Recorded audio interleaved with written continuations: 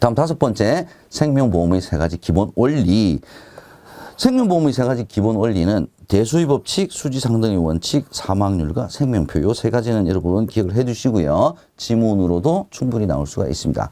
대수의 법칙 그러면 주사위 생각하시면 돼요. 주사위 많이 던져가지고 발생 확률을 구하는 거죠. 많이 던져야 평균적인 발생 확률을 구할 수 있겠죠. 그래서 단체 가입자 수가 많으면 많을수록 보험단체의 안정성이 높아집니다. 자, 이런 대수의 법칙이 생명보험의 가장 기본적인 원리. 두 번째, 수지상등의 원칙은요, 보험회사의 입장입니다. 보험회사의 입장에서는 받는 거, 나가는 게 동일해야 된다는 겁니다. 받는 건 뭡니까? 보험료잖아요. 나가는 거는요, 지급보험금, 지급하는 보험금, 플러스 보험회사를 운영하기 위해서 필요한 비용이 있을 거 아닙니까? 그죠? 이 2가지가 항상 일치해야 된다라는 겁니다. 시험 문제에는 사망률과 생명표에 대한 시험 문제가 한 번씩 출제가 되고 있습니다. 자, 사망률은 1년간 사망자 수 나누기 연초의 생존자 수다. 요거 시험 문제에 출제가 될 수가 있습니다. 산식 알아두시고요. 우리나라는 지금 경험 생명표를 사용하고 있습니다. 언제부터? 1986년부터 사용하고 있고요. 2024년 4월부터는 몇 회? 제10회 경험 생명표를 지금 적용하고 있습니다. 생명표에서 우리가 알 수 없는 내용은 출생률이다. 요게 시험 문제 한번 나온 적이 있었다는 점까지 같이 기억을 해두시면 좋겠습니다. 다음 보험계약 관계자 6번 보겠습니다. 보험계약 관계자는 계약자, 피보험자, 수익자, 보험회사. 약간 좀 상식적인 부분이 있죠. 보험계약자는 보험계약하고 보험료 납입 의무자입니다. 그래서 누구든지 보험계약자가 될 수가 있는데 단 몇 살? 만 19세 요거 암기해 두셔야 되고요. 만 19세 미만자인 경우에는 법정 대리인의 동의가 필요하다. 요거 알아두셔야 됩니다. 피보험자는 보험사고의 대상이 되는 자고요. 만약에 다른 사람을 타인을 피보험자로 하는 사망보험인 경우에는 반드시 그 타인 피보험자의 서면 동의 내지는 전자서명이 필요하다. 요게 또 키죠. 보험수익자는 보험금 청구권을 지정받, 즉 보험금을 청구를 해서 받는 사람이죠. 자, 누가 지정을 하느냐? 요걸 기억해 두시기 바랍니다. 보험 계약자가 지정하는 것이지 보험회사가 지정하는 거 아닙니다. 보험회사는 보험 사고가 났을 때 보험금을 지급할 책임을 가지고 있는 사람이죠. 보험자라고도 우리가 얘기를 합니다. 자, 계약자, 피보험자, 수익자 중에 공통적인 부분이 있습니다. 바로 몇 명 이상이냐? 요겁니다. 자, 계약자, 피보험자, 수익자 모두 숫자에는 자격이 없습니다. 그래서 피보험자는 반드시 1인이어야 된다. 이런 거 다 틀렸습니다. 보험계약자는 반드시 1인이어야 된다. 이거 틀린 내용입니다. 자, 보험회사는 누구로부터 허가를 받아야 되느냐? 금융위원회로부터 허가를 받아야 보험회사를 운영을 할 수 있지. 아무나 할 수 있는 거 아닙니다. 자, 또 하나의 키워드는 뭐냐? 계약자, 피보험자, 보험수익자를 동일인으로 해서 계약 체결 가능하고요. 계약자가 피보험자가 될 수도 있다라는 점 기억을 해두시면 되겠습니다. 다음 7번째 핵심 보겠습니다. 생명보험 계약의 내용 보겠습니다. 자, 생명보험 계약에 대한 주요 내용들인데요. 자, 보험사고. 보험사고는 뭡니까? 보험사고는 보험금을 지급하기로 약속한 사고, 즉 보험금 지급 사유를 의미합니다. 보험기간은요, 보장을 받는 기간이죠. 그래서 위험기간이라고도 말을 하고요. 책임기간, 보장기간이라고도 얘기를 합니다. 자, 시험 문제는 어떤 함정이 나왔냐? 보험료를 납입하는 기간이 보험기간이다. 이렇게 나올 수가 있습니다. 이거 틀렸어요. 반드시 기억을 해두시기 바랍니다. 위험기간, 책임기간, 보장기간을 면책기간이다. 얘도 틀린 내용이죠. 이렇게 함정이 나올 수 있다는 점 기억을 해두시기 바랍니다. 세 번째, 보험료 납입기간 보겠습니다. 보험료를 납입하는 것은 방법이 이치는 여러 가지가 있습니다. 여기서 중요한 것은 보험기간, 즉 보장을 받는 기간과 보험료를 납입하는 기간은 항상 일치하는 것은 아닙니다. 전기납이라고 하는 것은 전체 기간 동안 다 납입을 하는 거니까 얘는 보험기간과 보험료 납입기간이 동일한 거고요. 단기납은 뭐냐? 보험 기간이 더 긴 거죠. 보험 기간보다 납입 기간이 더 짧은 것을 얘기를 합니다. 일시납입 같은 경우는 한꺼번에 다 납입을 하는 경우죠. 여러분 기억을 해 주시고요. 한꺼번에 많이 빨리 내버리면 할인을 해 주죠. 그래서 일시납 보험료가 월납이나 연납으로 내는 것보다는 또 보험료가 전체 보험료는 저렴하다. 이렇게 상식적으로 생각을 해 주시면 될 것 같고요. 보험 금액은 보험사고 발생 시 보험회사가 지급하는 보험금이죠. 보험금. 다섯 번째, 보험료는요, 계약자가 보험회사에 지불을 하는데, 자, 요거 기억을 해 주십시오. 매년 1회, 매월 1회 아닙니다. 매년 1회 납입하는 것이 원칙이다. 얘가 간혹 나올 수 있다는 점 기억을 같이 해 주셔야 될 것 같습니다. 여덟 번째, 보험료 산출 보겠습니다. 보험료 산출 방식은 두 가지로 나오고 있습니다. 과거에는 3이원 방식, 세 가지 이원. 뭐냐? 예정위험률, 예정이율, 예정사업비율을 가지고 보험료를 산출했는데, 정교하지 않아요. 그죠? 그래서 안 되겠다. 3이원 방식에다가 계약 유지율, 판매량, 투자 수익률을 더 많이 고려를 해서 합쳐서 보험료를 산출하자. 그게 바로 현금 흐름 방식이고요. 우리나라 지금 현금 흐름 방식을 적용하고 있고 현금 흐름 방식에 의해서 순보험료를 계산을 하고 있습니다. 3이원 방식은 보수적인 표준 기초율을 적용하는 대신에 현금 흐름 방식은 회사별 최적 가정으로 보험료를 산출합니다. 장점으로는 뭐 간단하게 하는 거니까 그죠? 비용도 적게 들죠. 하지만 정교한 보험료 산출은 불가능하다라고 하는 단점이 있습니다. 현금 흐름 방식은 산출 방법이 복잡하기 때문에 비용도 많이 드는 대신에 정교한 보험료를 산출할 수 있습니다. 현금 흐름 방식 우리나라 지금 쓰고 있다 그랬죠. 언제부터? 2013년부터 지금 도입해서 쓰고 있습니다. 자, 다음으로 계약자 배당 보겠습니다. 자, 배당이라고 하는 것은 유배당 계약, 유배당, 배당이 있는 계약에 한해서 배당금이 생겼을 때 계약자에게 이익의 일부분을 환원을 해주는 거죠. 그래서 실은 얹어주는 겁니다. 그래서 보험료가 조금 비싸요. 뭐에 비해서? 무배당에 비해서. 자, 보험회사별로 배당률은 다 다릅니다. 왜냐? 자유화됐어요, 배당률이. 예전에는 자유화되기 전에는 과거에는 모든 보험회사가 배당률이 똑같았다. 요걸 비교를 해 주시고요. 2002년 3월부터는 선적립, 먼저 적립을 하고 난 다음에 돈이 생기면 그때 배당을 하는 선적립 후 배당 체계로 지금 운영이 되고 있다. 요거 기억을 해 주시기 바랍니다. 보험상품을 팔 때, 자, 이 보험에 가입을 하시게 되면 배당 많이 받으실 수 있습니다. 얼마쯤? 이만큼. 이렇게 얘기를 하게 되면 먼 미래에 이익이 생겨야 배당을 할 수 있는데 이렇게 하면 잘못하면 호도를 할 수가 있겠죠. 그래서 장래 이익 배당이나 잉여금 분배의 예상은 보험 안내 자료에 기재를 못하게 돼 있어요. 못하게 돼 있습니다. 그런데 예외가 있습니다. 이 예외가 시험 문제 나옵니다. 자, 어떤 예외냐? 누가 인정을 하느냐? 금융위원회가 예외로 인정합니다. 딱 이 상품에 한해서 뭐냐? 계약자 배당이 있는 연금보험, 즉 유배당, 연금보험의 경우에는 장래 이익배당 또는 잉여금 분배 예상을 기재할 수 있다라고 허용을 해주고 있습니다. 여기서도 하나 조건이 더 있습니다. 직전 5개년도 실적을 근거로 장래의 계약자 배당의 예시를 허용하고 있습니다. 그래서 시험 문제는 이렇게 예상을 기재할 수 있는 상품이 아닌 것은 내지는 예상을 기재할 수 있는 상품 이렇게 물어볼 수가 있습니다.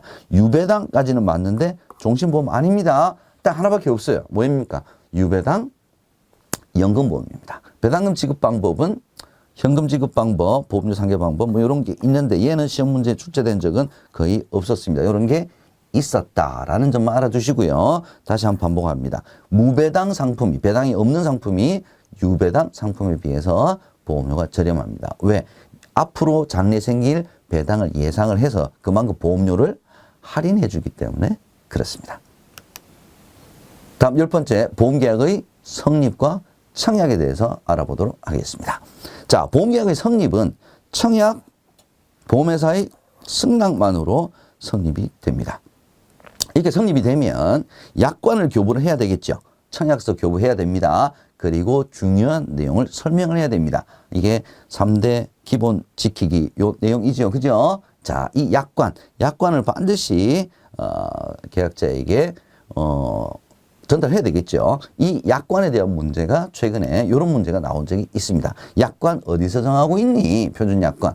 예, 보호목 감독 업무 시행 세칙에서 약관을 정하고 있습니다. 요거 잘 안 나왔던 문제인데 이런 문제 나왔다는 점 기억을 해 두시고요. 자, 이렇게 보험 계약자가 청약을 하게 되면 보험회사는 계약의 인수심사, 언더라이팅 하겠죠. 그래서 승낙을 하게 됩니다. 근데 좀 아리까리해요. 그러면 우리가 계약을 승낙을 하긴 하겠는데 조금 리스크가 있어요. 과거에 질병 알았던 적도 있고 하기 때문에 별도의 조건을 걸어서 승낙을 할 수도 있습니다. 자, 약관 청약서 교부 및 중요한 설명 의무를 전자우편 및 전자적 의사표시로 제공을 했을 때는 고객이 수신했을 때 교부한 것으로 보고요. 통신 판매 계약은 전화를 이용하여 질문 설명하고 음성 녹음을 해야 됩니다. 예, 그래야 설명한 것으로 인정을 해준다. 이게 올해 바뀐 내용이기 때문에 이것이 문제도 나올 수가 있습니다. 기억을 해두시면 좋겠습니다. 단체 취급 보겠습니다. 자, 이게 일반적으로 우리가 개인이 이렇게 가입하는 것은 그냥 개인 계약이죠, 그죠? 근데 단체는 중요한 것은 뭐냐면 5인이에요, 5인. 피보험자, 계약자 5인 이상이 되어야 단체 취급을 하게 되겠죠. 납입주기 납입을 동일하게 또는 동일 상품을 구입을 했을 때 단체 취급을 합니다. 그래서 단체 보험이다라고 얘기를 하는데 단체 보험은 한꺼번에 많은 사람들이 하니까 보험료 할인 해주죠. 그죠? 예정 사업비를 할인을 해줍니다. 자, 중요한 것 또 하나, 상품에 따라서는 단체 취급이 불가능한 경우도 있다. 상품이 있다. 라는 점까지 같이 알아두시기 바랍니다. 11번째 출제 포인트 청약철회 보겠습니다. 자, 청약철회에서 가장 중요한 것 중에 하나가 청약철회 가능 기간입니다. 자, 보험증권을 받은 후 15일 이내, 청약일로부터 30일 이내, 청약일로부터 30일 초과 못하죠. 청약 당일도 철회가 가능합니다. 보험증권을 받지 않았어도 가능하다는 얘기가 되겠죠. 자, 이거는 날짜를 가지고 청약 철회 가능한 날이 며칠입니까? 이렇게 계산을 하는 문제가 나올 수도 있습니다. 그래서 청약을 철회를 했다. 그러면 납입한 보험료를 반환을 해야 됩니다. 보험회사 입장에서는 접수일로부터 3영업일 이내에 적용을 해야 됩니다. 청약철회 불가계약, 이것도 시험 문제 굉장히 자주 출제가 나오는 거죠.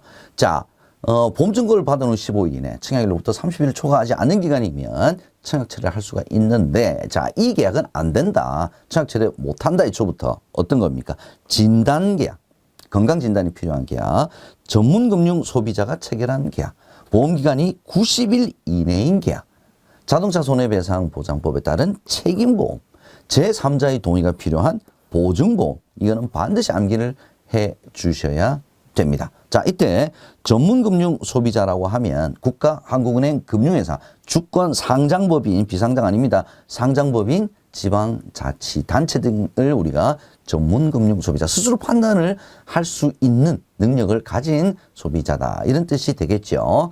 예, 어떤 서울시가 체결한 보험계약. 서울시는 지방자치단체에 해당이 되겠죠. 예, 서울시는 전문금융 소비자에 해당이 되겠습니다. 12번째 출제 포인트, 청약의 승낙 및 거절 보겠습니다. 자, 청약을 승낙할 때 기일이 있어요. 기간이. 자, 무진단 계약은 청약일로부터 30일, 진단 계약은 진단일로부터 30일. 이 두 가지를 반드시 구별해서 기억을 해 주셔야 됩니다. 이거 시험 문제 자주 출제가 나옵니다. 자, 이 기간 안에 만약에 통지를 안 했어요. 그러면 승낙한 것으로 간주를 한다. 이렇게 보면 됩니다. 만약에 거절을 했어요. 거절했으면 보험료를 다시 돌려줘야 되겠죠. 자, 이때 기억을 해 주셔야 될 게 보험료 받은 기간에 대해서 이자 더해서 줘야 될 거 아닙니까? 평균 공시율 플러스 1%를 연 단위 복리로 계산한 금액을 더해서 지급을 하는데 만약에 신용카드로 일회 보험료를 납입을 했어요. 그랬을 때는 아직 돈이 안 빠졌다고 보는 거죠. 매출만 취소를 하고요. 이자 지급은 없다라는 점 여러분 알아두시기 바랍니다. 13번째 출제 포인트, 보험계약의 효력 보겠습니다. 언제부터 보장이 개시가 되느냐. 자, 청약을 했으니까 일회보험료 납입했겠죠. 기본은 일회보험료 납입하면 보장이 개시가 된다. 자, 이 보장 개시일은 무진단 계약과 진단 계약으로 구별을 해 두시기 바랍니다. 무진단 계약은 건강진단이 없기 때문에 1회 보험료를 딱 납입하면 그때부터 보장은 개시가 됩니다. 청약 승낙했다 안 했다 아무 관련이 없습니다. 그래서 보장이 언제 개시되느냐? 중요한 것은 1회 보험료 납입일입니다. 진단 계약의 경우에는 진단이 전제가 되어 있기 때문에 1회 보험료 납입 플러스 건강진단 모두 완료가 된 시점부터입니다. 그래서 1회 보험료를 납입하고 진단을 받았으면 진단일, 진단을 먼저 받고 1회 보험료를 납입했으면 제1회 보험료 납입일이 보장 개시일이 되는 겁니다. 자, 이렇게 보장이 개시가 됐어요. 근데 보험회사가 아직 승낙을 안 했어요. 그죠? 그러면 1회 보험료를 받고 보험회사가 승낙하기 전에 보험사고가 발생을 했다. 보장한다는 겁니다. 왜? 보장이 이미 개시가 됐잖아요. 그죠? 자, 승낙 전 보험사고에서 보장을 하지 않는 경우가 있습니다. 첫 번째, 회사에 알린 내용 또는 건강진단 내용이 보험금 지급 사유 발생에 영향이 있었다. 라는 점을 회사가 증명하는 경우 또는 계약 전 알릴 의무 위반, 진단계약에서 진단을 받지 않은 경우, 자, 이런 경우가 해당이 되고요. 시험 문제 지문으로 출제된 내용은 이 내용이 있었습니다. 한도액을 초과하여 청약을 하고 청약 승낙 전 보험사고 발생 시에는 초과된 청약액은 보장하지 않는다. 눈으로라도 여러분께서 이런 내용이 있었구나 라는 점 알아두시면 되겠습니다. 14번째 출제 포인트, 보험계약은 무효가 되는 경우가 있습니다. 그럼 무효의 정의는 뭐냐? 보험계약이 성립한 때부터 그 효력이 발생하지 않는 것을 우리가 무효라고 얘기를 합니다. 시험 문제는 청약한 때로부터 효력이 발생하지 않는 거다. 이렇게 오답이 나올 수가 있습니다. 기억을 해 두시고. 자, 효력이 발생 안 했으니까 보험회사 입장에서는 이미 납입한 보험료를 반환을 해야 되겠죠. 자, 무효 사유 4가지가 있습니다. 이건 뭐 반드시 기억을 해 두셔야 돼요. 파생되는 문제도 많이 나옵니다. 자, 1번 무효 사유. 타인의 사망을 보험금 지급 사유로 하는 보험계약 체결 시에는 반드시 그 피보험자의 서면에 의한 동의가 있어야 되는데 얘가 없었어요. 이건 계약이 무효란 뜻입니다. 기억해 두셔야 됩니다. 두 번째, 만 15세 미만자, 심신상실자, 심신박약자의 사망을 보험금 지급 사유로 한 계약은 무효다.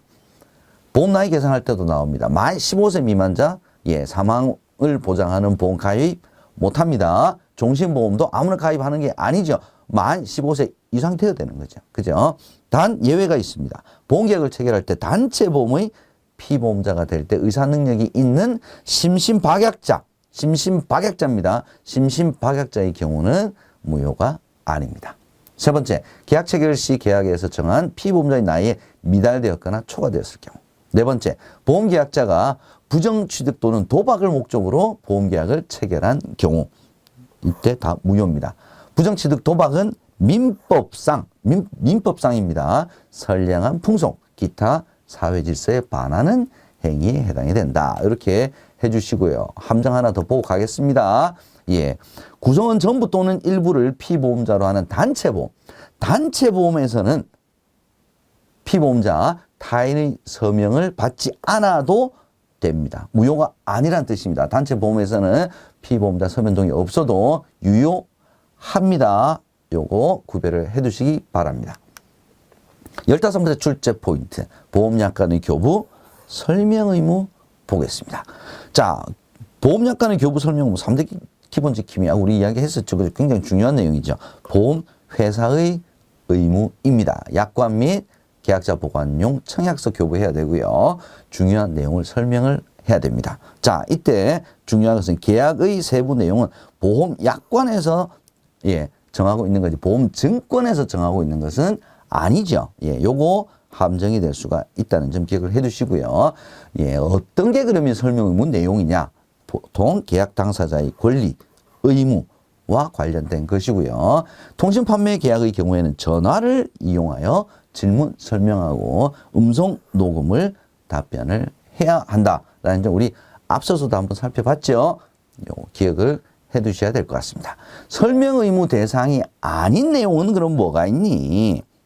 일반적이고 공통된 것 내지는 이미 법령에 정하여진 것을 되풀이하는 정도 내지는 부연하는 사항 이런 경우에는 설명 의무 대상에서 제외가 된다라는 점 알아두시기 바랍니다. 그래서 별도의 설명 없이도 충분히 예상할 수 있었던 사항도 설명 의무 대상에 해당되지 않습니다. 자, 시험 문제는 자, 이 보험약관의 교부 및 설명 의무를 위반했을 때 계약자는 계약이 성립한 날로부터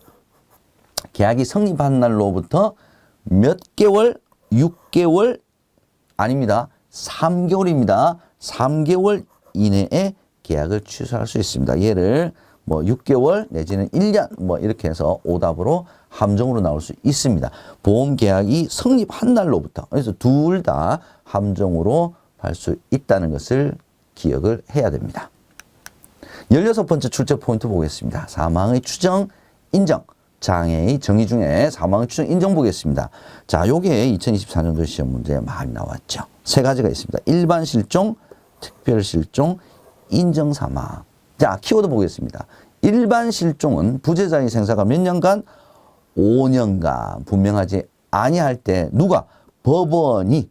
이 두 가지가 키워드입니다. 그래서 5년을 뭐 3년, 1년 이렇게 바꿔서 시험 문제 굉장히 많이 나왔었다. 기억을 해 두시고요.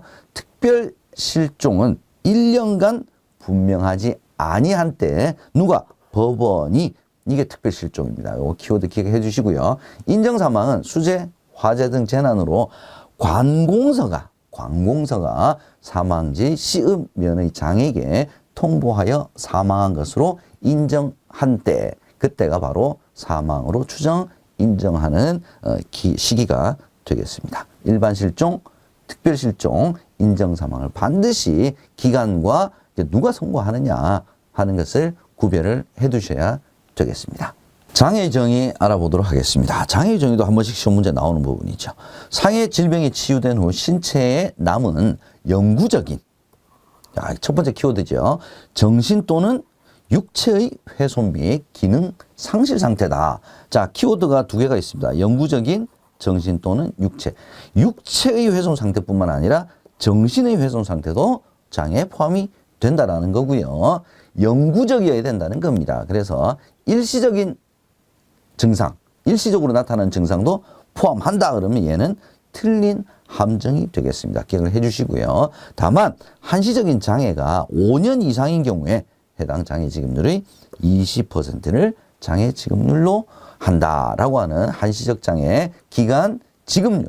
얘는 시험 문제 자주 나오는 것은 아닌데 그래도 한 번씩 나오는 부분이다라고 참고를 해 주시면 되겠습니다. 다음 17번째 출제 포인트, 보험금 지급기일 및 청구에 대해서 알아보도록 하겠습니다.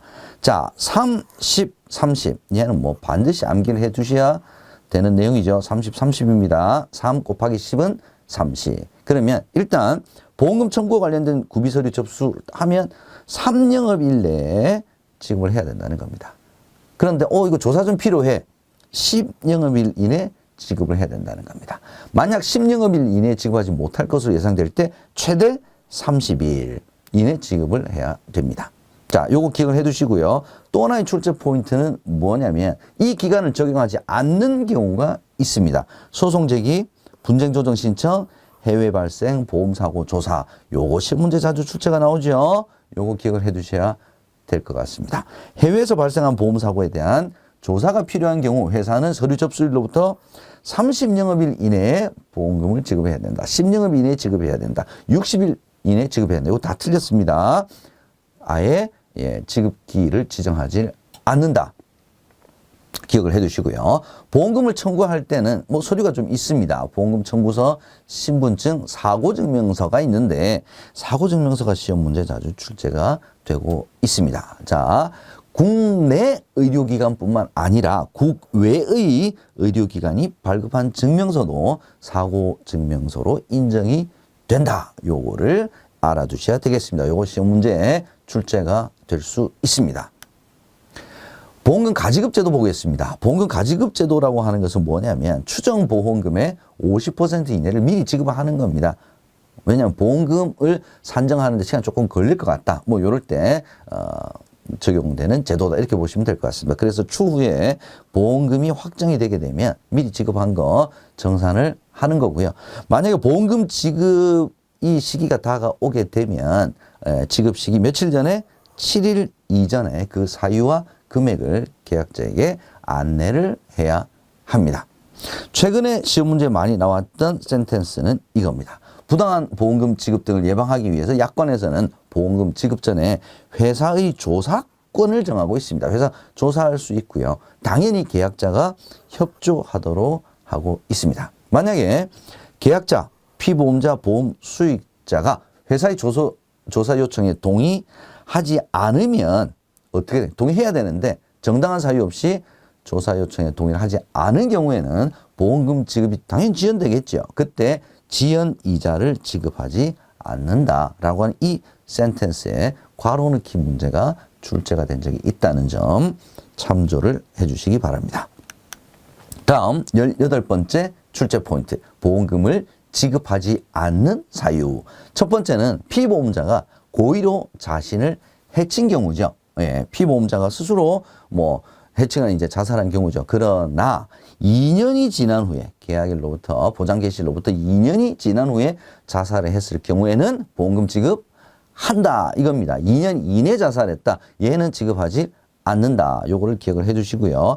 피보험자가 심신상실 등 자유로운 의사결정할 수 없는 상태에서 자신을 해친 경우 자유로운 의사결정할 수 없는 상태에서 자신을 해친 경우 얘는 지급한다. 얘가 시험 문제 지문으로 나올 수 있습니다. 두 번째, 계약자, 보험 수익자가 고의가 들어가면 일단 얘는 범죄라고 봐야 되겠죠. 피보험자를 해친 경우, 이런 경우 지급하지 않습니다. 만약에 보험 수익자가 여러 명이에요. 여러 명이면 그 중에 한 사람이 고의로 피보험자를 해쳤다 그러면 나머지 사람들은 피보험자를 해치지 않았죠. 그죠? 그러면 고의로 피보험자를 해친 그 보험 수익자를 제외한 나머지 수익자에 해당되는 수익자에게는 보험금을 지급합니다. 얘를 사례를 통해서 시험 문제 출제가 나올 수 있으니까 내용은 이런 내용이다. 이렇게 기억을 해 두셔야 될 것 같습니다. 다음 19번째 출제 포인트. 계약 전 알릴 의무. 고지 의무죠. 고지 의무는 상법상 고지 의무와 동일합니다. 이 고지 의무는 계약자, 피보험자의 의무이지 보험 수익자의 의무는 아닙니다. 계약 전에 반드시 알려야 돼요. 왜? 선의계약성, 신의성실의 원칙에 의해서 이루어지는 계약이 바로 생명보험 계약이기 때문에 계약 전에 미리 나 지금 이런 상황이에요. 이런 상황이라는 게 어떤 겁니까? 계약 승낙에 영향을 미칠 수 있는 중요한 사항이죠. 질병 여부, 과거에 나 이런 질병 앓은 적 있다. 지금 내가 어떤 병을 앓고 있다. 운전 여부, 직접 운전 여부. 자, 이런 것들이 청약서의 질문표에 명시가 되어 있습니다. 청약서의 질문표에 명시가 되어 있다라고 하는 것은 얘는 중요한 알릴 의무 대상에 해당이 된다. 이렇게 보시면 될 것 같습니다. 계약 전 알릴 의무를 만약에 위반을 했어요. 누가?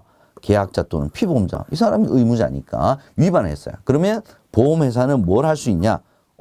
이건 부당한 계약이죠. 그래서 보험회사가 계약을 해지하거나 혹은 보장 제한, 보험료를 높이겠습니다. 가입 금액을 낮추겠습니다. 라고 하는 액션을 취할 수가 있습니다.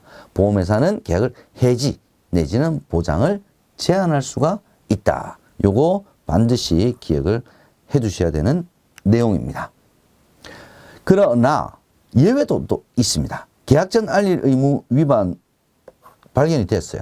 그러면 계약을 해지하거나 보장을 제한할 수가 있다고 했는데 요 5가지 경우에는 제한할 수가 없어요. 이랬을 때는 못한다. 어떤 경우냐? 1번, 위반 사실을, 보험회사가 위반 사실을 알았어요. 근데 1개월이 지나버렸어. 1개월이에요. 1개월 지나버렸어요. 그러면 해지, 보장 제한 못한다는 겁니다. 두 번째, 보장 개시일로부터 보험금 지급 사유가 발생하지 않고 2년이 지나버렸어요. 이거 해지, 보장 제한 못합니다. 계약을 체결하는 날로부터 3년이 지났어요. 이거 해지하거나 보장 제한 못합니다. 1, 2, 3로 암기를 반드시 해주셔야 됩니다. 이거 시험 문제 굉장히 자주 출제가 나옵니다. 매번 나온다고 보셔도 돼요. 네 번째, 보험 설계사 등이 고지할 기회를 주지 않았거나 사실대로 고지하는 것을 방해했습니다. 자, 이런 경우 이건 누구 잘못이냐? 보험 설계사가 잘못했지만 결국 보험 회사를 위해서 보험 설계사는 일을 하는 사람이기 때문에 회사가 책임져야죠. 그죠? 다섯 번째, 회사가 계약 당시에 계약자 알릴 의무 위반 사실을 알고 있었어요. 알고 있었는데도 청약을 받고 승낙한 거잖아요. 그죠? 그렇기 때문에 회사의 귀책 사유이기 때문에 해지 보장 제한 못한다. 이렇게 보시면 되겠습니다. 20번째 출제 포인트, 통지 의무 보겠습니다.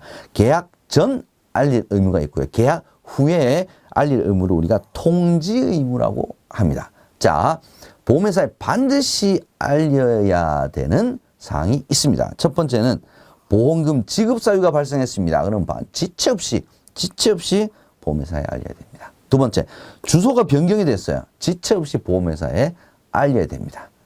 중요합니다. 여기서 시험 문제 나오는 건 뭐냐? 보험금 지급 사유 발생 통지는 계약자, 피보험자, 수익자 모두의 의무인 반면에 주소 변경은 피보험자는 상관이 없어요. 피보험자는 주소 변경 통지하지 않아도 됩니다. 계약자 또는 수익자. 그래서 보험금 지급 사유 발생 통지 의무자와 주소 변경 통지의 의무자를 구별을 해 두셔야 됩니다. 얘가 시험 문제에 나올 수 있습니다. 만약에 통지를 하지 않았어요. 그러면 회사에 알린 최종 주소로 우편물에 남는 우편물에 대한 기록이 남는 그 등기 말하는 거겠죠. 알리사항은 일반적으로 도달하는 데 필요한 시일이 지난 때 도달한 것으로 본다. 얘는 여러분께서 참고사항으로 알아두시면 되겠습니다. 21번째 출제 포인트 보겠습니다. 납입 최고. 우리가 흔히 독촉이라고 얘기를 합니다. 뭘 독촉합니까? 보험료를 내세요. 라고 독촉하는 것을 우리가 납입 최고라고 얘기를 합니다. 자, 보험료 납입이 연체 중인 경우에는 14일 이상의 기간을 독촉 기간으로 정합니다. 보험기간이 1년 미만인 경우에는 7일입니다. 14일 반드시 기억을 해 두시고요. 1년 미만일 경우는 7일. 자, 보험료 납입 연체가 되면 14일 이내에 연체 보험료를 납입을 하세요라고 서면, 전자문서, 전화 등으로 통지를 해야 되고요. 만약에 보험계약자와 수익자가 다르다 그러면 둘 다 통보를 해야 합니다. 보험 수익자에게도 통보를 해야 됩니다. 요게 지문으로 출제가 되고 있습니다. 전자문서로 만약에 안내를 할 때는 계약자의 서면, 동의를 획득을 해야 됩니다. 나 전자문서로 이거 만약에 그런 일이 있으면 받을게요. 이게 분명히 있어야 돼요. 수신 확인이 돼야 됩니다. 수신 확인 조건으로 전자문서로 안내를 할 수가 있는데 만약에 회사에서는 전자문서로 이제 발송을 했는데 수신이 안 됐어. 그러면 효력이 발생 안 합니다. 다시 해야 됩니다. 납입 최고 절차는 다시 시작이 된다. 이렇게 확인해 주시고요. 야, 또 중요한 거 나오네요.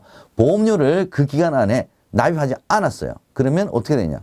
보험료를 납입하지 않았으니까 해지가 됩니다. 계약은 해지가 되는데 자, 언제 날짜 기준이냐? 이게 중요합니다. 납입 최고 기간은 끝나는 날의 다음 날. 끝나는 날까지는 납입할 수 있잖아요. 그래서 그날까지 납입하지 않았다. 다음 날에 계약이 해지가 됩니다. 요거 시험 문제 굉장히 자주 출제가 됩니다. 끝나는 날에 계약이 해지된다. 요런 함정 지문이 굉장히 출제가 많이 됩니다. 그럼 계약이 해지가 되겠죠. 해지가 되면 해약 환급금을 지급을 하는데 만약에 보험계약 대출이 있었다. 당연히 원리금 차감하고 지급을 하겠죠. 자, 이 납입 최고 기간 안에 만약에 보험사고가 발생했다. 이건 보상합니다. 그때까지 살아있는 거예요. 예, 납입 최고 기간이 끝나는 날의 다음 날 해지. 이 해지되는 날 이전까지 발생한 보험사고는 납입 최고 기간 아니라도 당연히 보상을 합니다. 22번째 키포인트 부활 보겠습니다. 부활은 뭐냐? 자, 해지된 날을 기준으로 3년 이내에 부활 청약이 가능한데 부활이 됐다는 게 계약이 일단 해지가 된 것을 다시 살린다는 겁니다. 전제 조건이 있습니다. 납입 연체로 계약이 해지가 됐었어야 됩니다. 무효, 취소 이거 안 된다는 겁니다. 무조건 납입 연체로. 그리고 해약 환급금을 수령한 적이 없어야 됩니다. 해약 환급금 수령하면 안 됩니다. 만약에 계약 대출 원리금을 차감을 하고 나머지 받았다. 일단 조금이라도 받으면 안 됩니다. 차감을 했는데 해약 환급금이 없었다. 요건 가능해요. 그래서 해약 환급금 조금이라도 받았다. 얘는 안 됩니다. 그래서 취소된 경우에 계약이 부활하다. 요런 함정 나올 수 있습니다. 자, 이렇게 부활 신청을 3년 이내에 하게 되면 회사가 승낙을 하게 되고요. 승낙을 할 때는 반드시 신계약 절차와 동일하게 고지의 의무, 위험 선택 이런 것들 다 새로 합니다. 왜냐하면 해지됐는데 그 사이에 3년 이내에 만약에 예를 들어서 암 진단을 받았어요. 그러면 고지하지 않고 나 다시 부활해 주세요. 이럴 수 있는 거죠. 그래서 반드시 신계약 절차와 동일한 절차를 받게 됩니다. 왜냐? 역선택 방지 목적으로. 자, 연체보험료 납입해야 되고요. 이자도 납입을 해야 승낙이 가능하다는 점 여러분 참고해 주시기 바랍니다. 다음 부활에 대해서 조금 더 알아보도록 하죠. 특별부활이 있고요. 부당한 보험계약의 전환으로 인한 부활이 있습니다. 자, 일반적인 우리가 앞서서 봤던 것은 일반 부활은 해약 환급금을 받지 않은 상태에서 해지된 날로부터 3년 이내인데, 자, 납입 연체가 아니라 강제 집행 등으로 해지된 계약의 부활을 우리가 특별 부활이라고 얘기를 합니다. 뭐 이제 국세 체납이 됐다든지 뭐 차비 들어왔다든지 뭐 이런 경우 있을 수 있죠. 자, 이렇게 해서 보험회사가 해약 환급금을 실은 다 지급을 해버린 거죠. 자, 이랬을 때 어떻게 특별 부활을 청구를 하느냐면 첫 번째, 계약자 명의를 수익자로 바꿉니다. 그래서 수익자는 계약자로부터 실은 동의를 받아야 되겠죠. 그러면 수익자가 이제 내 명의로 그럼 이 계약을 부활을 시켜주세요. 그러면 보험회사가 지불한 해약 환급금 제가 다 내겠습니다. 그죠? 그래서 회사가 지급한 금액 납입하고요. 계약자 동의하게 되면 회사는 승낙을 해야 됩니다. 그래서 해지된 날로부터 보험회사는 7일 이내에 보험 수익자에게 통보를 해야 됩니다. 특별부활 청약할 수 있습니다. 그러면 수익자는 그 통지를 받은 날로부터 며칠 이내? 15일 이내에 특별부활의 청약이 가능합니다. 자, 7일, 15일 얘가 몇 년 전부터 계속 시험 문제에 나옵니다. 자주 나오는 문제는 아니지만 시험 문제 계속 나올 수 있다는 점 기억을 해 주시기 바랍니다. 세 번째 이제 부활은 부당한 보험계약의 전환입니다. 뭐 예를 들어서 뭐 이런 경우 뭐 있을 수 있겠죠. 보험설계사님이 다니던 회사를 그만뒀어요. 그러면 그만두기 전 회사에서 계약을 이제 체결한 계약이 있을 거 아닙니까? 얘를 소멸시키고 새로운 보험회사로 옮겼으니 그 회사에서 새로운 계약을 청약을 하게끔 만드는, 이건 우리가 부당한 보험계약의 기본적인 개념이라고 보시면 될 것 같습니다. 그러면 부당한 보험계약, 어떤 게 부당한 보험계약이냐라고 하는 정의가 있습니다. 시험 문제 나올 수 있어요. 계약 소멸한 날로부터 6개월 이내에 소멸계약 부활을 청구하고 새로운 계약 취소할 수가 있습니다. 또 하나는 비교 안내를 충실히 이행했음에도 소멸된 날로부터 1개월 이내에 신계약 청약이 되었을 때 얘는 부당한 계약 전환에 해당이 된다라는 점 기억을 해 두시기 바랍니다. 계약자가 자의에 의해서 계약을 소멸시키고 새로운 계약 청약할 수 있죠. 자, 이랬을 때는 보험설계사는 비교 안내를 충실히 비교를 해서 충실히 해야 됩니다. 그래야 부당한 보험계약 전환에 해당되지 않겠죠. 그런데도 그렇게 했음에도 불구하고 1개월 이내에 소멸을 했다라고 했을 때는 부당한 계약 전환에 해당이 될 수 있다. 이런 내용이 되겠습니다. 23번째 출제 포인트 살펴보도록 하겠습니다. 계약 내용 변경에 대한 내용입니다. 워낙 이 보험계약은, 생명보험계약은 길죠. 장기죠. 그 사이에 계약자, 피보험자, 수익자도 다 상황이 바뀔 수 있죠. 그래서 내용을 변경을 할 수 있는데 변경할 수 있는 게 있고 없는 게 있어요. 자, 첫 번째, 피보험자는 변경할 수 없다. 요거 하나 키워드고요. 자, 수익자는 보험회사의 승낙이 필요가 없어요. 나머지는 다 승낙이 필요하다. 요거 기억을 해 주시기 바랍니다. 그래서 보험수익자의 변경, 보험회사의 승낙 필요 없다.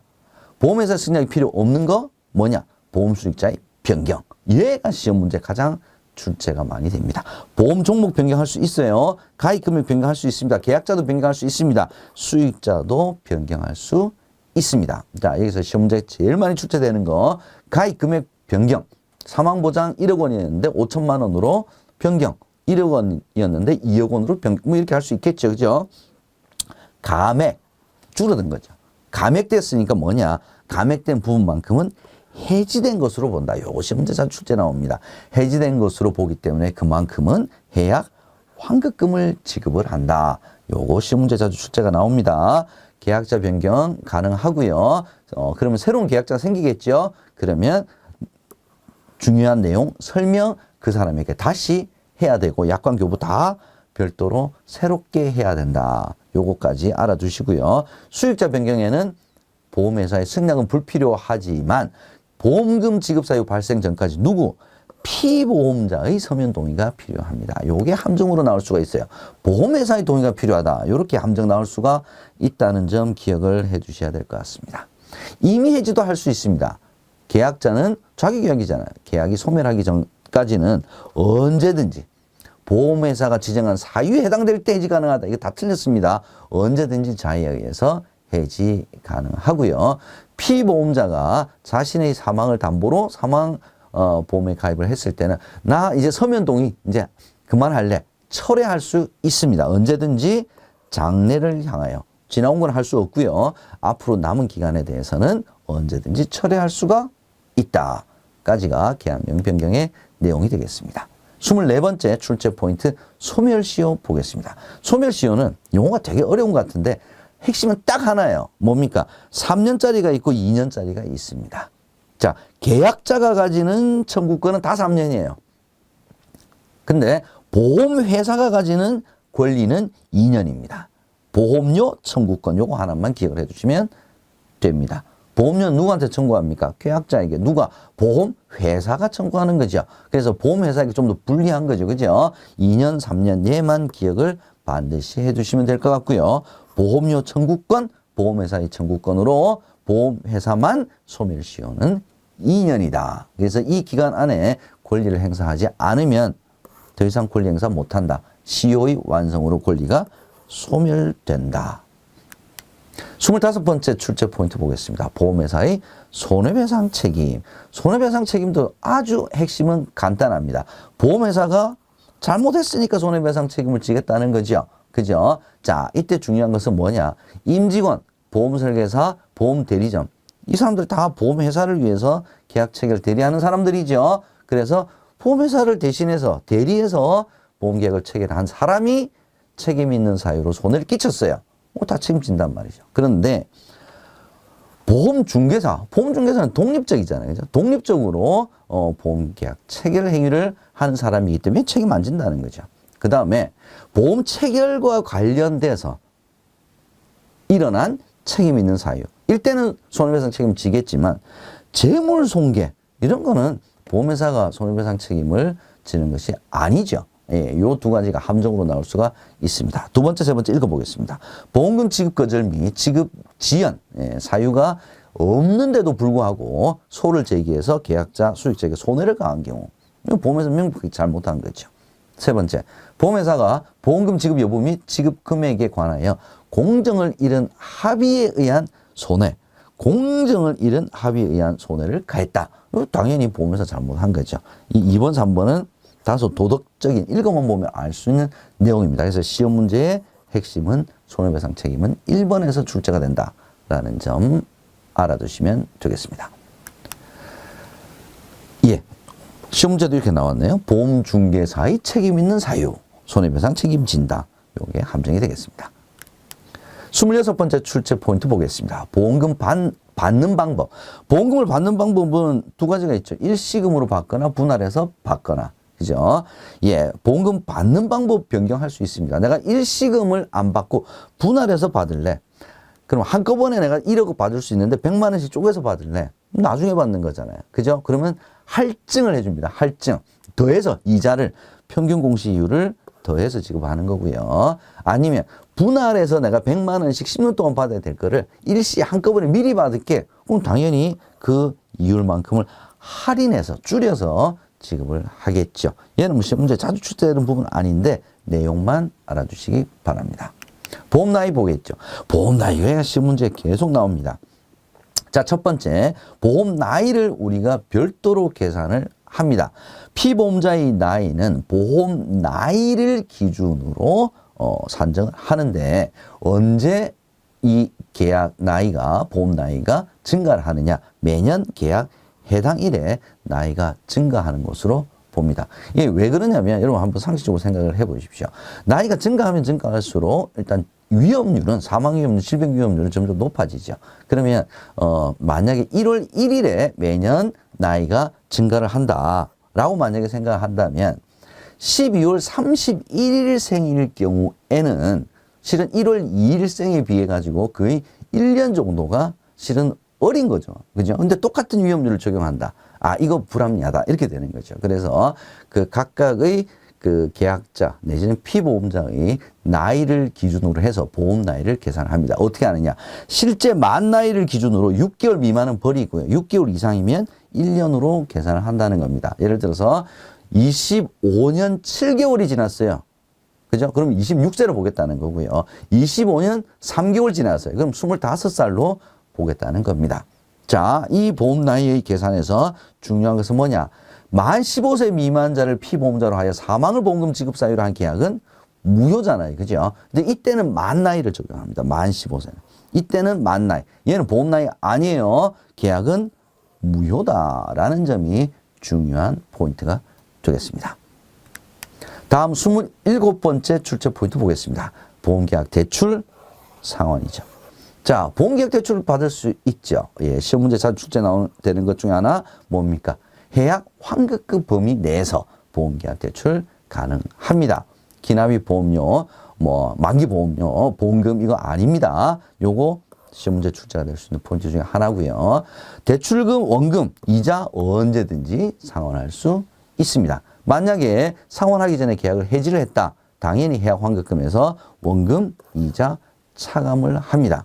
자, 시험 문제 출제되는 거 요것도 하나 있죠. 보험 수익자에게 보험계약 대출 사실을 통지할 수 있다. 요게 지문으로 한 번씩 나오네요. 모든 보험 상품이 다 보험계약 대출이 가능한 것은 아닙니다. 순수 보장성 보험 같은 경우는 실은 해약 환급금이 별로 없을 수도 있고요. 아니면 순수 보장성, 보장의 목적이 있기 때문에 보험계약 대출이 제한될 수도 있다. 예, 요거 참고해 주시면 되겠습니다. 자, 여기서 함정이 나올 수 있습니다. 저축성 보험의 경우 보험계약 대출이 불가하다. 저축성 보험은 오히려 해약 환급금이 많죠. 예, 적립보험료가 많기 때문에. 그래서 오히려 보험계약 대출이 용이한 상품에 해당이 되겠습니다. 다음 28번째 출제 포인트, 약관의 해석 보겠습니다. 약관을 해석할 때 원칙이 있죠. 원칙에. 약관은 누가 작성합니까? 보험회사가 작성하는 거죠. 그래서 개개인에 맞게끔 개별적으로 약관을 만들지 못하죠. 그래서 이 약관을 작성한 작성자 불이익의 원칙이 적용이 됩니다. 나중에 나올 부합계약성이죠. 약관의 해석은 공정해야 됩니다. 계약자에 따라서 다르게 해석하지 않아야 됩니다. 계약자는 피보험자에게 불리한 내용은 확대 해석해서는 안 됩니다. 약관의 뜻이 명확하지 않습니다. 계약자에게 유리하게 작성을 유리하게 해석을 해야 합니다. 보험 안내 자료와 약관이 다를 때도 계약자에게 유리하게 해석을 해야 합니다. 이거 상식적인 내용 같지만 시험 문제에 출제가 되고 있습니다. 이런 함정이 있을 수가 있습니다. 계약자의 특성에 맞게 계약자에 따라 다르게 해석해야 된다. 요거 틀린 함정입니다. 기억을 해 두시고요. 개인정보 보호에 대한 내용 보겠습니다. 계약자, 피보험자, 수익자의 동의 없이 동의를 받으면 개인정보 활용을 할 수 있다는 거겠지요. 그 다음에 계약의 체결 유지, 보험금 지급을 위해서 계약자 및 피보험자의 동의를 받아 보험 관련 단체 등의 개인정보 제공 가능하다. 요거 여러분께서 자주 나오는 문제는 아니지만 지문으로 나올 수 있다 정도 참조를 해주시면 되겠습니다. 29번째 출제 포인트 언더라이팅입니다. 언더라이팅은 계약 심사, 계약 선택이라고도 얘기를 합니다.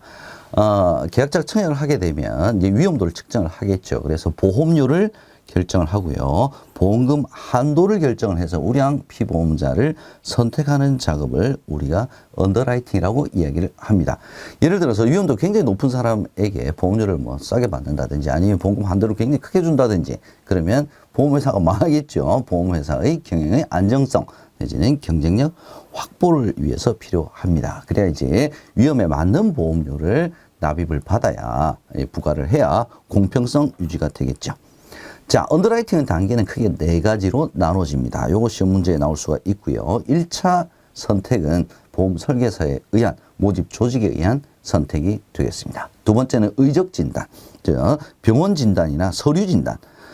직장에서 받은 건강 검진, 검진 서류를 가지고도 의적 진단을 실시를 할 수 있다라는 점 기억해 두시고요. 세 번째는 언더라이터가 심사를 하는 거고요. 여기서도 잘 모르겠어. 그러면 직접 조사를 합니다. 전문가가 계약 적부 확인이다. 이렇게 보시면 될 것 같습니다.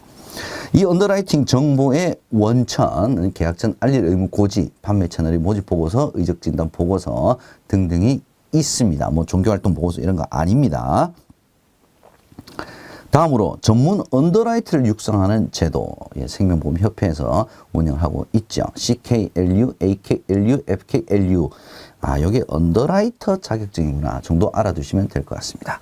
자, 여기서 중요한 함정, 시험 문제 한 번씩 나오는 게 있습니다. 언더라이팅 업무를 하기 위해서는 언더라이터 자격이 반드시 필수적으로 필요하다. 이거 아닙니다. 언더라이터 자격이 없더라도 언더라이팅 업무를 수행할 수가 있다. 이렇게 알아두시면 되겠습니다. 다음 30번째 출제 포인트, 언더라이팅 시 고려사항. 요것이 문제 자주 출제 나오죠. 4가지가 있습니다. 환경적 언더라이팅, 신체적 언더라이팅, 도덕적 언더라이팅, 재정적 언더라이팅입니다. 이 중에서 뭐 제일 쉬운 거는 재정적이겠죠. 소득 수준. 그래야지 적정한 보험료를 부담하고 있는지를 알 수가 있겠죠. 환경적 언더라이팅은 직업, 운전, 흡연, 음주, 취미, 거주자 위험 등을 평가를 하는 거고요. 신체적 언더라이팅은 연령, 성별, 과거 병증, 과거의 병력 등을 평가를 하는 겁니다. 그래서 자, 어떤 게 환경적 언더라이팅이고 어떤 내용이 신체적 언더라이팅인지 이걸 물어보는 문제가 굉장히 출제가 자주 되고 있습니다. 이 중에서 제일 중요한 것 중에 하나가 직업이죠. 직업. 그래서 함정으로 직업별 위험에 따른 심사 기준 적용을 금지하고 있다. 이러면 틀린 지문이 되겠습니다. 직업 굉장히 중요하죠. 특히 상해보험에서 제일 중요하죠. 환경적 언더라이팅 시 직업은 업계 표준 직업 분류 및 등급표에 따라서 위험 등급을 위험직, 비위험직 1에서 5등급으로 구별을 하고요. 실손상해는 1에서 3등급으로 구별을 합니다. 자, 이러한 업계 표준 직업 분류 및 등급표를 각사의 실정에 맞게끔 세분화해서 운영을 하고 있습니다. 각사에서 재량을 가지고 한다는 거죠. 그래서 회사의 재량적 판단은 제한된다. 이러면 얘는 함정으로 틀린 내용이 되겠습니다. 기억을 같이 좀 해주셔야 되겠습니다. 31번째 출제 포인트 보겠습니다. 표준 미달체, 우량체 인수. 자, 우리나라 언더라이팅은 표준체를 중심으로 이루어지고 있습니다. 표준체보다 위험이 낮아요. 위험이 낮다는 것은 우량하다는 거죠. 위험이 높아요. 표준 미달체. 자, 쉬운 것부터 하죠. 우량체인 경우에는 할인을 해줍니다. 아주 건강하다 이거죠. 담배도 안 핍니다. 뭐 이럴 경우에는 음주도 안 합니다. 할인해 준다는 거죠. 시험 문제는 표준 미달체의 보험계약 인수 방법에 대해서 출제가 되고 있습니다. 할증, 보험료를 더 많이 받는 거죠. 보험금 삭감, 같은 보험료를 내더라도 보장금액이 적다는 거죠. 부담보가 있습니다. 부담보는 2가지죠. 특정 질병은 발생 부위와 상관없이 질병 자체를 우리 담보 안 합니다. 특정 부위, 이 부위에 발생한 질병에 대해서는 우리 담보 안 합니다. 이게 특정 질병 부담보와 특정 부위 부담보의 차이입니다. 이 2가지를 지문으로 바꿔서 출제가 될 수가 있고요. 최근에 출제가 되는 문제는 뭐냐? 체감성 위험.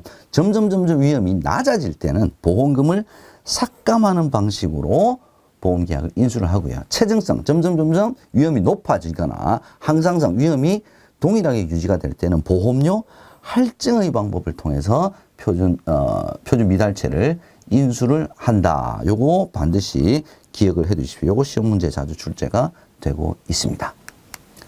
32번째 출제 포인트 클레임 보겠습니다. 클레임은 뭐냐면 보험금 청구 접수, 보험사고조사, 조사건 심사, 수익자 확정, 보험금 지급 의무 이와 관련된 소송 업무까지 다 포함을 합니다. 그래서 주로 지급을 여러분께서 머리에 넣어두시면 될 것 같고요. 시험 문제 자주 출제가 되는 것 중에 하나가 뭐냐면 클레임 업무의 계약적 확인 업무가 바로 클레임 업무다라고 하는 함정 굉장히 자주 출제가 되고 있습니다. 클레임의 분류를 세 가지로 하고 있습니다.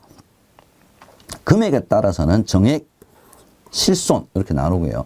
보험사고 급부에 따라서는 생존상해, 사망, 진단, 수술 뭐 이렇게 나누고요. 자, 보험사고의 원인에 따라서는 재해냐, 질병이냐 이렇게 나눠지고 있습니다. 요게 시험 문제 한번 나온 적이 있었다는 점 참고해 두시면 되겠습니다. 클레임 업무의 전문성. 자, 클레임 업무는 실은 사고조사를 하는 거니까 실은 되게 전문성이 필요합니다. 만약에 사고조사 이런 게 잘못되면 만약에 예를 들어서 적정한 보험금이 1,000만 원인데 뭐 1억 원 이렇게 지급을 하면 회사 경영에 굉장히 큰 영향을 미치겠죠. 그래서 업무 담당자는 중요한 요건이 필요합니다. 첫 번째, 다양한 조사 경험과 조사 기법, 심사 기준 터득해야 되고요. 약관 및 보험 관련 법 규정의 올바른 해석 및 적용 능력이 있어야 됩니다. 시험 문제는 상당한 수준의 의학 지식을 숙지해야 된다. 요걸 가지고 기초적인 수준의 의학 지식을 숙지해야 된다. 요렇게도 나올 수가 있습니다. 기억을 해 두십시오.